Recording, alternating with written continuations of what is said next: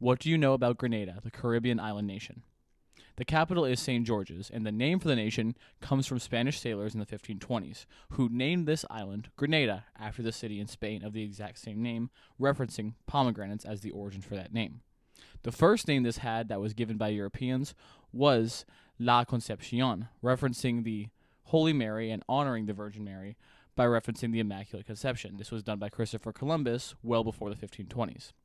Now, the initial name from native Kalingo people is actually Kamohogne, which means a different thing. Now, it's debated what this means, but many say it is Land of Spices or Isle of Spice. This name was eventually used here in colonial times and has now stuck ever since. That rolls right into my first fact for you guys, which is this nation produces a lot of nutmeg, which is present on the actual nation's flag, and it also is famous for producing the spice mace. This nation had the world's first underwater sculpture park, which is Molinere Park. It is west of the main island of Grenada and has over 70 different sculptures sunk into the bottom of this area. It acts as an artificial reef and is the first of its kind in the entire world. This island nation has a lot of history that goes through colonial times, times where the Kalingos were living here, and a bunch of different things like that. One of the most famous ones is actually about Souders, which is a town known as Leaper's Hill.